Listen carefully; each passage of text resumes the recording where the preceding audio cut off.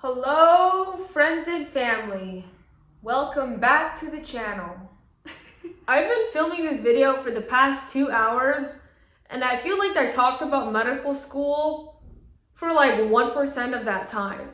Like if someone were to write a user manual about you, what would it say?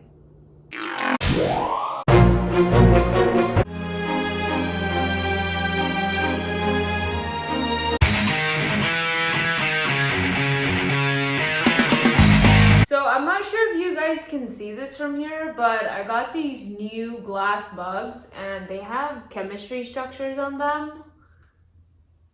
But so we got the caffeine molecule here in the front. We got malic acid, citric acid, just your basics. No, this video is not sponsored.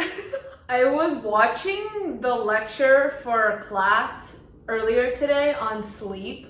And halfway through, I was like, dude, I gotta take a nap. Okay, so when I started medical school a couple months ago, I told myself that I wanted to make these types of videos every couple months in school, or every single time there was a milestone in school, where I just sort of document the things that I learned or talk about the things that I found notable that I encountered in school so far. So the first type of video like this that I made was a couple months ago, and I made that video right after the cardio block. So in that video, I talked about my experience in the cardio block and then also my experience during summer school. So I talked mostly about the type of classes that I was taking and how our classes are run here. And so if you want to hear more about the logistical side of things, you can go watch that video. In my opinion, that video was super long and sort of boring, but I guess that's just all my videos.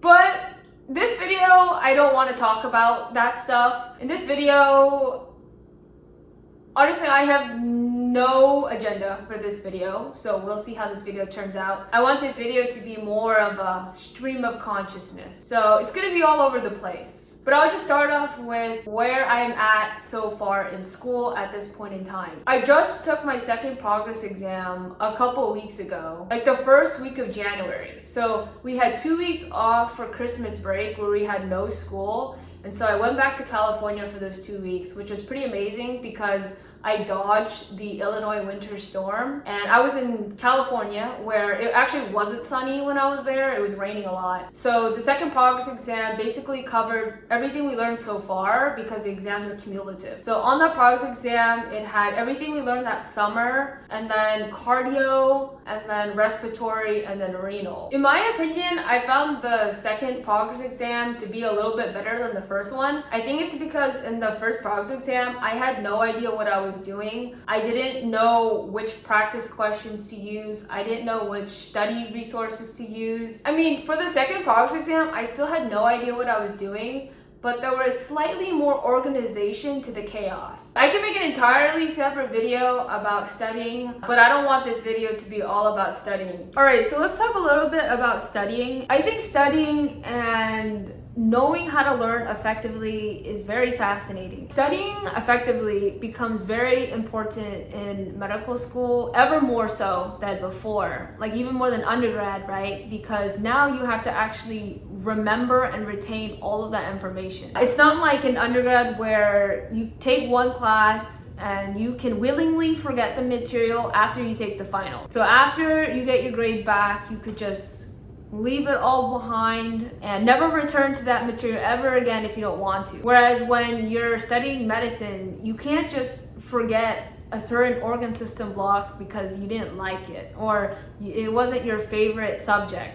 Now you have to remember everything, and because there's so much information, you have to find creative ways through which you remember all of the material.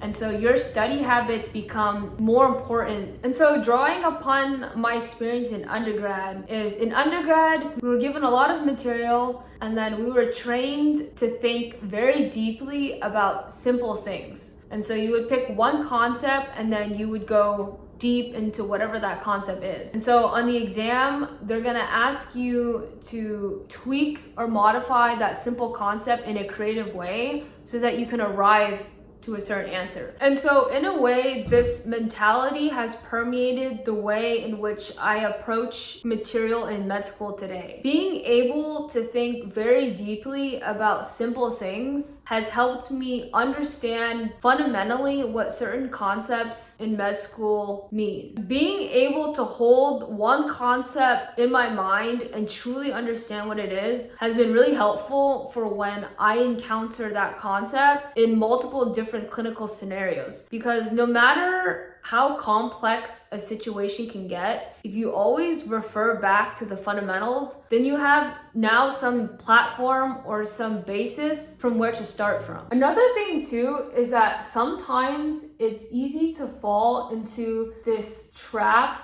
in which you can only perceive the technical or scientific side of things, and you lose touch with that creative side. And this happens when you begin to study something that's really rigorous. So in undergrad, I would take a lot of technical classes because my major was engineering. And so I took a lot of engineering and STEM classes. And so in undergrad, I balanced this by writing a lot. And so hopefully none of you guys read that writing because it's pretty awful. There was a time in undergrad when I really wanted to take more English classes, and I considered adding a major of English, but I realized that would require quite a bit of effort. And so that's why whenever I approach anything, I try to find a way in which I can merge 2 different domains of knowledge or 3 different domains of knowledge. So a couple weeks ago, UIUC held this competition where grad students could submit artwork of the research. So you submit one image that encapsulates the research that you're doing. And it was funny because I completely forgot about this competition until the day that it was due, and one of my classmates was talking to me about it. And so in 4 hours, I became Picasso. I literally emailed the organizer of the competition and I asked, hey, when is the official deadline of this competition?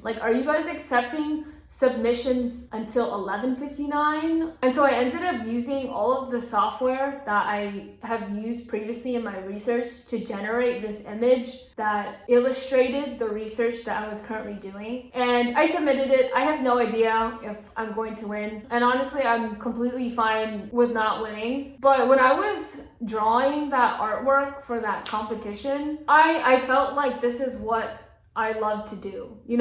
I love to merge both the technical and the creative side of things. And this is something that I want to continue doing in the future. And in a way, YouTube is kind of like this because editing the videos, producing the videos, it's artwork, it's storytelling. And then all of the content that's within the video is technical. So my previous videos, especially on computational chemistry, it's a lot of science. And so finding a way to explain the science in a creative way that other people can find humorous and fun to engage in is one of my favorite things to do. I ended up passing the second project exam.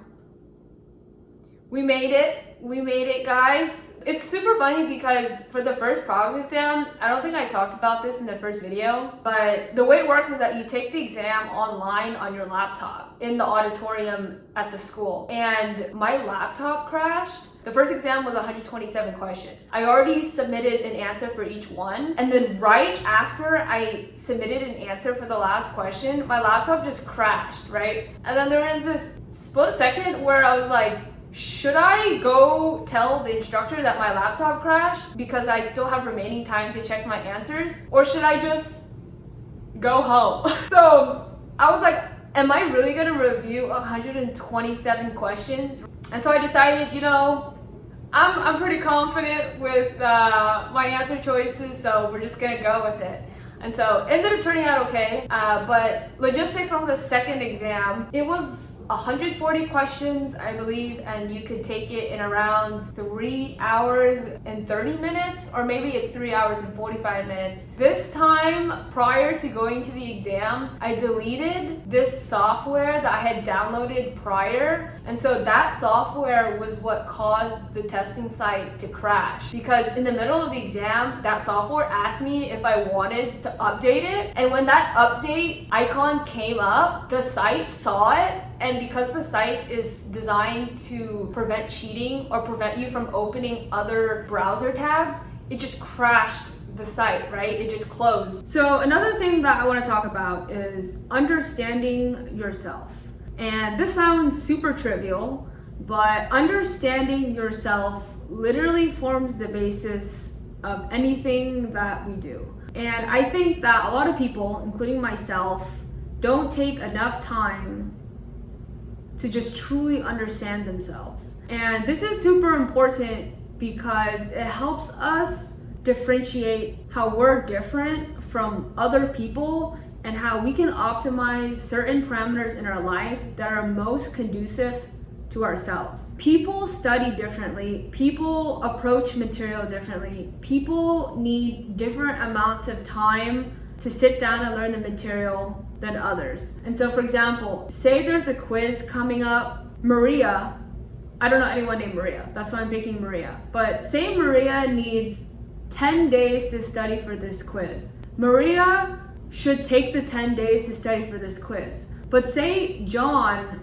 only needs 2 days to study for this quiz and he will perform the same as Maria. John should take 2 days to study for this quiz. Maria should take 10, and both should do what's best and most conducive for them. Understanding myself, understanding how much time I need to study for something, understanding my limits, my constraints, my weaknesses is step one, in my opinion. If I don't understand how much I can handle, how much I can take, and understand that I am different and built different than other people, is step one. Not step one as in the board exam. Because I understand myself, I'm able to design a schedule that fits the mold of who I am. And this is funny because when I was younger, I never really took the time to understand the Scientology of being me.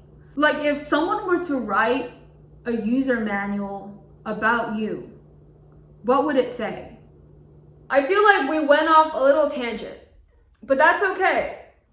That is okay. Also too, something recently that happened was I took an OSCE. I don't know if you call it taking an OSCE or completing an OSCE. And to be honest, I don't even know what OSCE stands for. But essentially, an OSCE is a way to assess our clinical skills. It tests your interaction with patients and how you could perform physical exams. Our first cumulative OSCE was 2 weeks after our second progress exam. What's funny is that the OSCEs have recordings of us, right, going in and talking to the patient. And so you would think that me, who has to sit down and film myself speaking in front of the camera and then go and edit myself for 20 plus hours, you would think that me, after doing all of that I would be comfortable with watching myself on recording interacting with the patient. But I know that it's constructive to watch those recordings, but I just cannot bring myself to watch those recordings. When actors say that they can't watch the movie that they're in, I feel like that's sort of along the same mentality. Not saying that medical students are actors in any way. Like, these OSCE recordings are nowhere close to major motion pictures.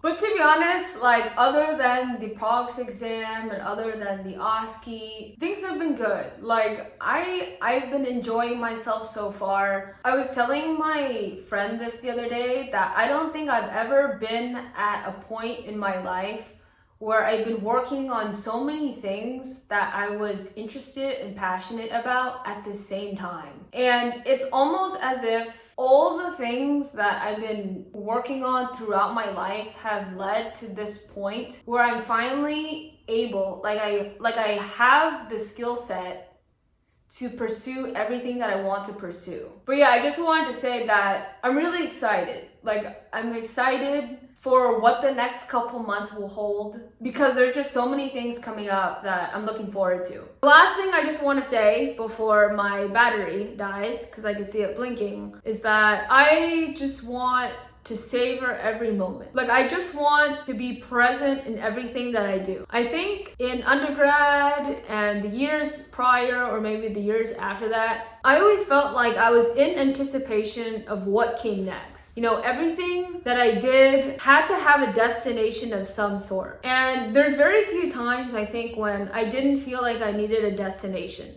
One of them is YouTube. I have no idea where this is going, but I do it anyway because I love making videos. Another time when I feel like there's no destination is when I'm playing soccer. When I'm playing soccer on the field, I feel like I'm just having fun. There is no point of me being out there playing, not even for exercise or fitness. It's literally just for me to be present in a game that I really love. And I want that mentality to be a part of anything that I do. Whether it's studying, I want to be present. When I'm studying and learning material, I don't want to be studying simply to pass an exam or simply to pass an upcoming quiz. I want to be fully present and engaged in the material and just embrace the process of learning something that I've never encountered before. Because I think that the more I expand my mind, the more I embrace the uncertainty, more I embrace the ambiguity, the more enjoyable the experience is going to be. And so I just want to leave this video by saying